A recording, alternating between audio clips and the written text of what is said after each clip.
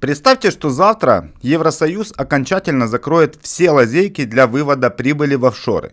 И тысячи компаний внезапно окажутся под ударом штрафов, доначислений и уголовных расследований. Звучит как сценарий из будущего. На самом же деле это уже происходит.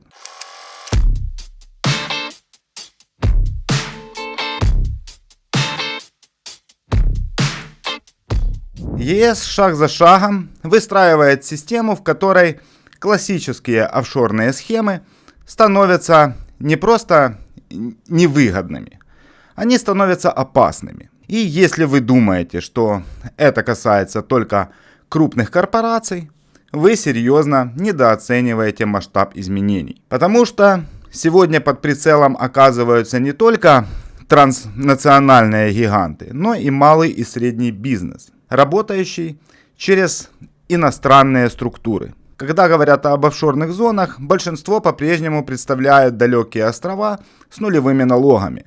Но в контексте Евросоюза ситуация куда сложнее. Здесь нет классических офшоров в привычном смысле. Зато есть юрисдикции с пониженным налогообложением, специальными режимами и трансграничные структуры, которые долгое время позволяли оптимизировать налоги почти легально. Именно против этих механизмов и направлены современные регуляции ЕС, и они становятся все жестче с каждым годом. Ключевой момент: Европейский Союз не запрещает налоговую оптимизацию как таковую.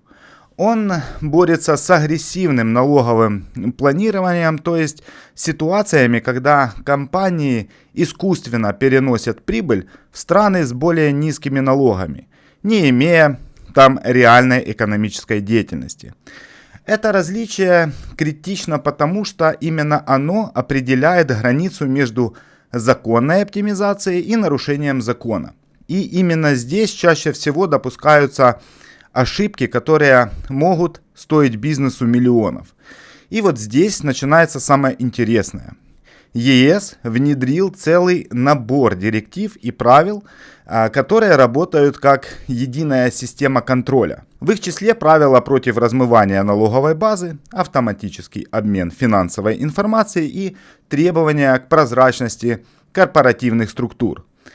Эти меры фактически уничтожают анонимность, которая раньше была ключевым преимуществом офшоров. Сегодня скрыть конечного бенефициара становится практически невозможно.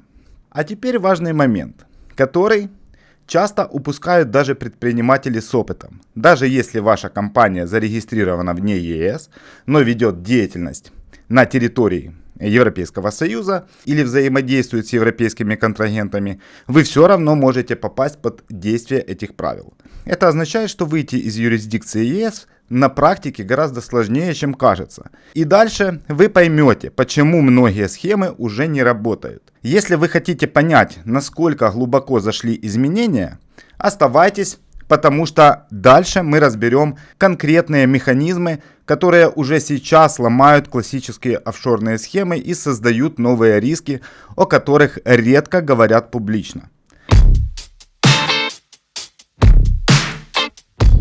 Одним из центральных инструментов ЕС стала директива, так называемая ATAD. Она вводит ограничения на вычет процентов, правила контролируемых иностранных компаний и механизмы налогообложения при выводе активов. Проще говоря, если раньше можно было перекочевать прибыль через займы внутри группы компаний, то теперь такие операции жестко контролируются и часто теряют смысл с точки зрения налоговой экономии.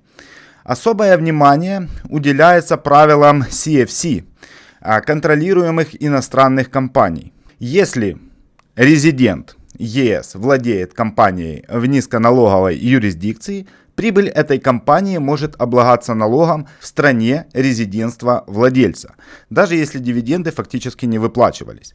Это кардинально меняет логику офшорных структур. Теперь недостаточно просто держать деньги за границей. И вот здесь ключевой инсайт.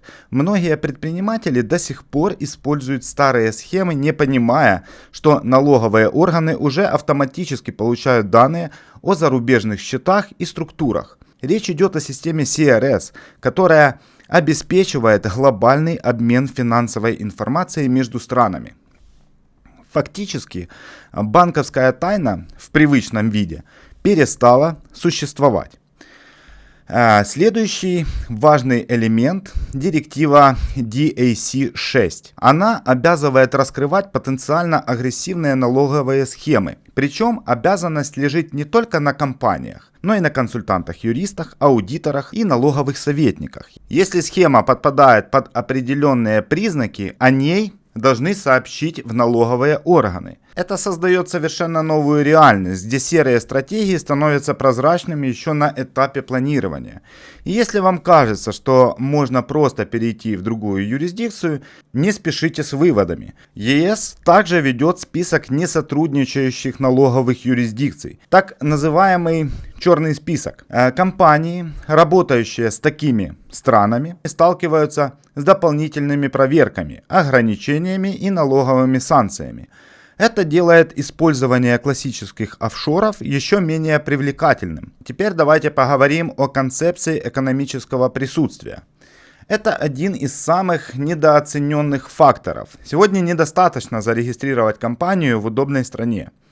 Необходимо доказать, что там действительно ведется определенная деятельность, есть офис, сотрудники и управленческие решения принимаются именно на месте. Без этого налоговые органы могут переквалифицировать структуру и доначислить налоги. И вот здесь возникает главный вопрос.